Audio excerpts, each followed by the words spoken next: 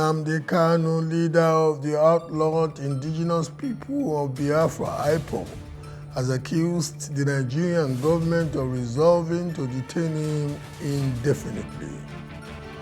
And APC, 7 political parties reject Bayelsa governorship results, alleges vote buying and intimidation. I am Bola Oba, and this is Plus Politics.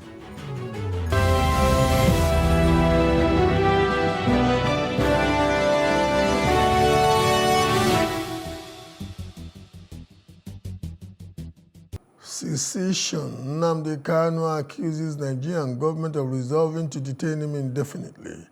The indigenous people of Biafra, IPOB, has alleged that the Department of State Security Services, DSS, has been denying its leader, Nnamdi Kanu, the opportunity to receive visitors while being detained in their facility.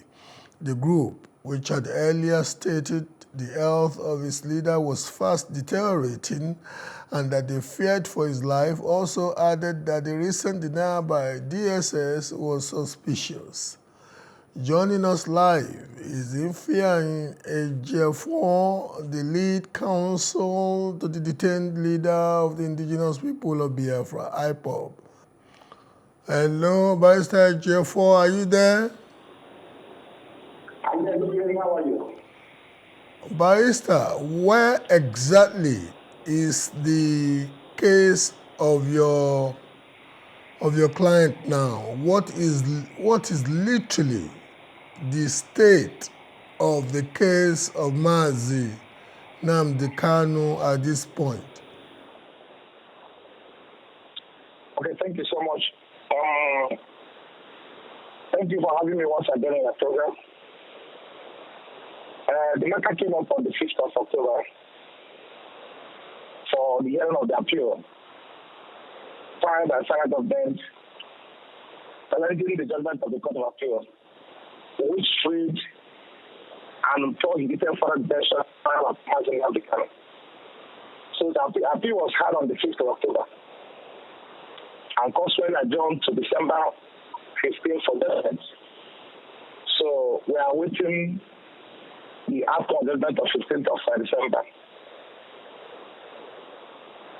So, 16th of December is now the hopeful date that people like you believe that Nnamdi Kanu could be released. We are very hopeful of that because, as a matter of fact, he has no charge against him. The Court of Appeal on 22nd of October 2022 acquitted the starting of all the criminal allegations against him, and consequently, the federal government to release him unconditionally. So I want the world to know from that day to date that Nnamdi Kanu is not answerable to any charge whatsoever. He's not being detained at the level of the state. So we are hopeful that on the 6th of December 2023, something to be done will happen in court. So that's about it. We are very hopeful. Okay, you have stated that there is at this point no formal case against him. Why then is the Nigerian state detaining him? Because Nigerian state has no respect for law. They have no regard for court orders and court judgments. It will be impressive to note that Nnamdi Kanu's case is the first of its kind in legal jurisprudence, criminal jurisprudence in the whole country, of this country. There has been a time when a person accused of committing an offense is discharged by a court of competent decision and the government still detain the person. Once a person accused of an offense is discharged, in the circumstance in which Nnamdi Kanu is discharged acquitted, you leave the court a free person without any form of documentation. It hasn't happened before. There's no judicial president to that effect. There's no judicial president. That happened before. But in this case, they filed an appeal and also approached the Supreme Court of Appeal, before a different panel, and obtained order to stay the judgment of the Court of Appeal, different courts. As funny as it sounds, strange and not presidential as it is, the application for stay of proceeding, for stay of execution, was not predicated on any criminal jurisprudence or authority or decision. Purely based on civil provisions of the Court of Appeal rules. So, which is not applicable in our own case. So, it is just to justify their grave violation of court order, another of Court of Appeal, which directed them to release him unconditionally, and further prohibited the president from trying him before the court, or returning him again before the area of the facility. And directing them to leave him to go. So there's no justification whatsoever for his continued detention today in certain confinement of the FSS budget. So that will tell you the level of disrespect to the level of court, judgment of the Court of Appeal, and the floor by the federal government. Thank you. And where has he specifically told you that he intends to take the Southeast to? And more so, what has he told you about the strictures, the discomfitures, and the inconveniences visited upon Nigerians in the Southeast, and indeed the Southeastern economy in his name? Of course, if you are following up our publications and probably our interviews, we have severally made it known to the world his position about the activities of those actors, those who apparently has no connection with him, who are mainly exploiting the opportunity created by his temporary vacuum to cause mayhem in the Southeast in the name of his bathroom and other activities, who have no affiliation with IPOB.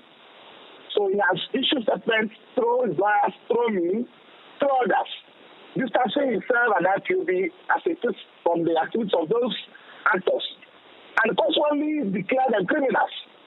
So security agents to explain more why those guys are taking up those serious activities, kidnapping in the name of IPOB, and also doing us sort of things. So he has one issue statement distancing him and the IPOB pursue movement for the activities of these country actors who have got affiliation with IPOB. So that has been done severally, and the state is fully aware of it. So if anybody is there, cutting havoc in the name of IPOB, Nigerian state knows them, and probably they are complicit in that regard. Because the time coming, they are not aware of the activities of those people. They are aware of the activities, and they also know that those people have no affiliation, no connection with Nnamdi Kanu or IPOB. They know them. Thank you.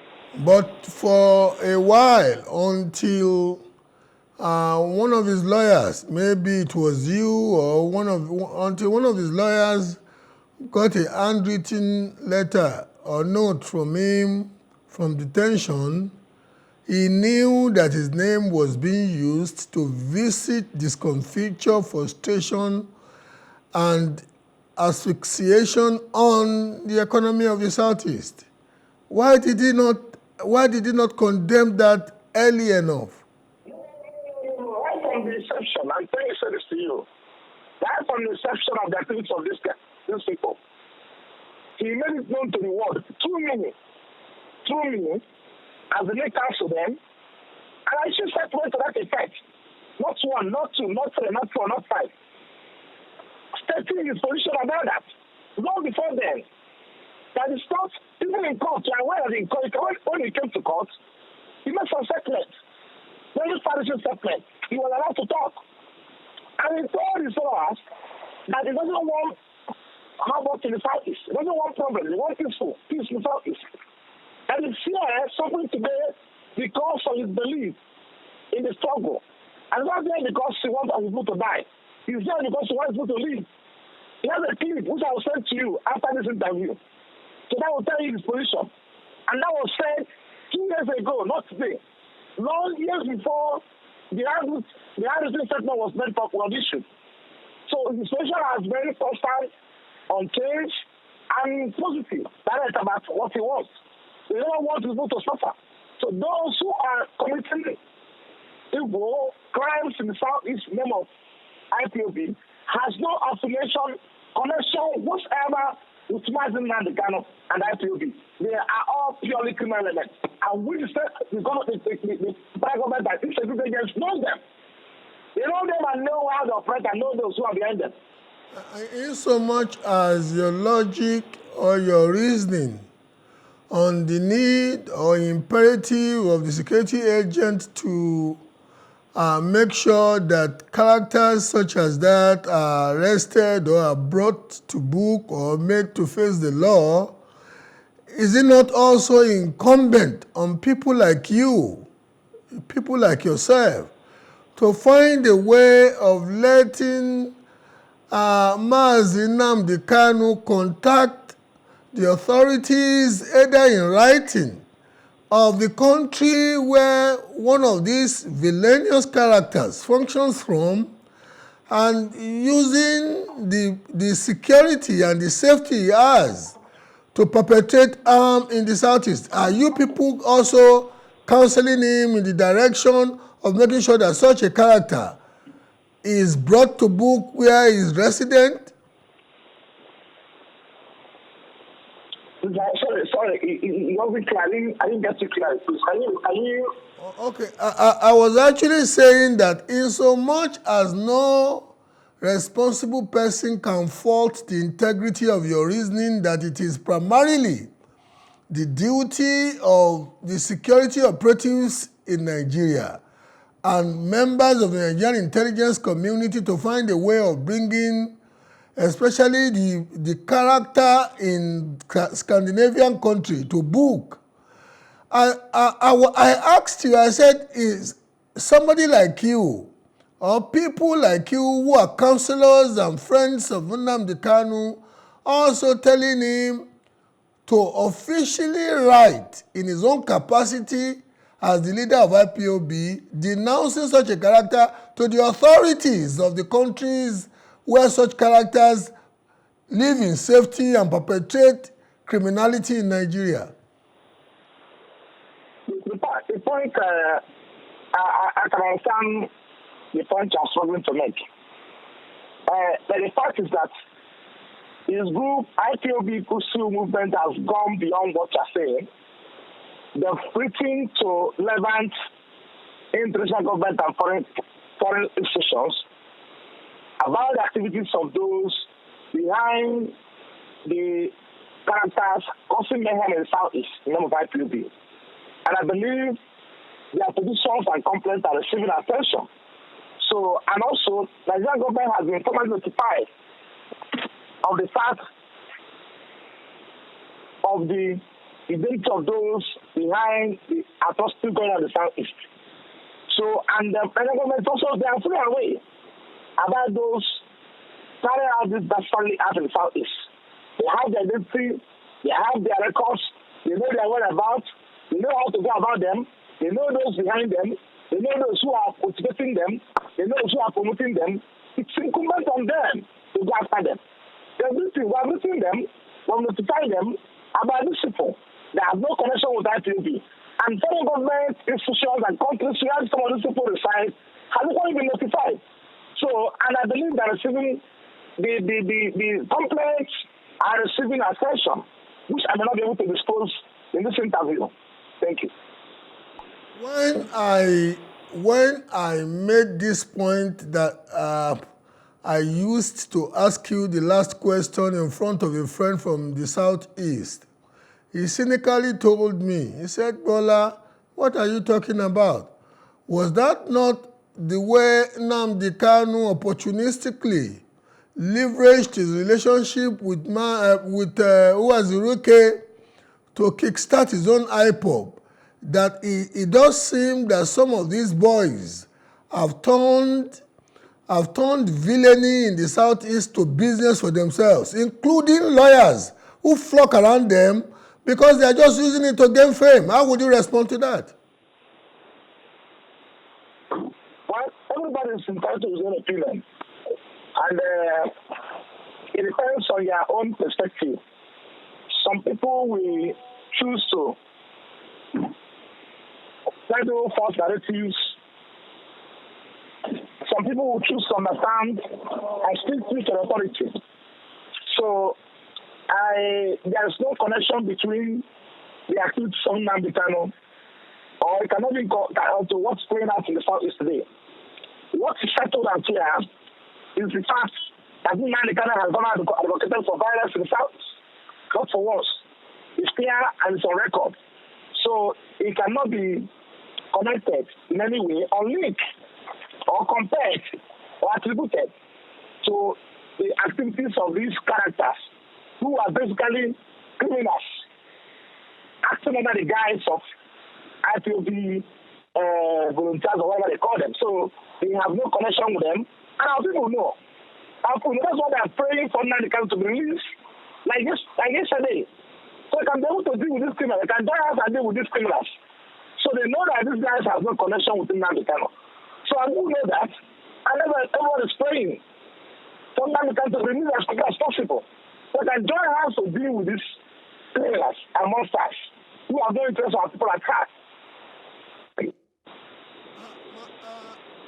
Barrister, are you saying that all the audio and video tapes of Mazi Nnamdi Kanu bombastically using Arabic words, outrightly encouraging violence, calling people names and emphatically stating that some people be killed, some institutions be vandalized?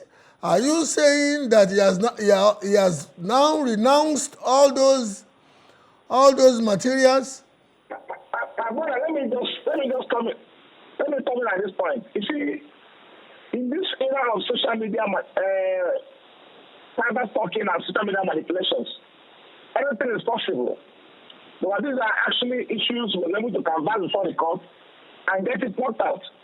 So there are things you can no longer believe, cannot believe that he said, and there are things he didn't say.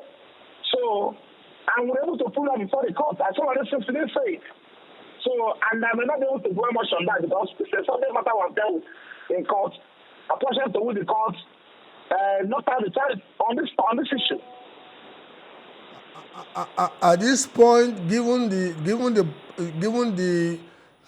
answer you've given to my last question, I think it may be incumbent on people around him, people like you. I know you are a lawyer, but you must have PR experts around him too. I think it is somewhat incumbent on them to make sure that Nigerians know that some of these vicious materials are indeed AI generated. I'm not saying I fully agree with you. I don't know whether they are genuine or not, but I cannot also discountenance the point you've made. That has been satisfactorily done in court. Yes, we have done that in court. To rebut those claims. And the best place to do it, I want to believe too, is, but it's one thing, you know, as a lawyer, it's one thing to use the preponderance of evidence to establish a fact in court, but it's another thing to find a way, because somebody who functions in the capacity of Mazi Nnamdi Kanu is not only functioning on the basis of legalism, although his freedom should use the force of legalism to assert itself. But having said that, the image that he needs to cut in the public sphere those materials may be damaging and he may need a very strategic rebuttal mechanism or method. I don't know if I'm making a point. I'm listening to what they're saying.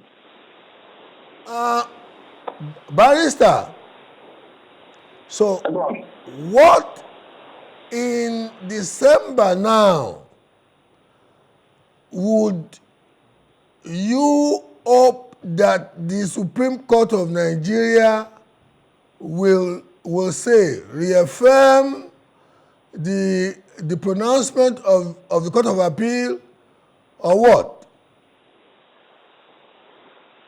Well, I won't front because the fact that we have done our best, just as we did before the Court of Appeal, and also recall that the judgment table of the Court of Appeal was to respond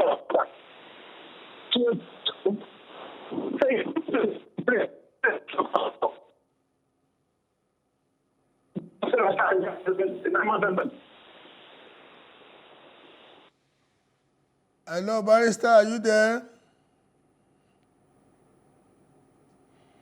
Hello, Barrister, are you there? This may be the right place to wrap it up.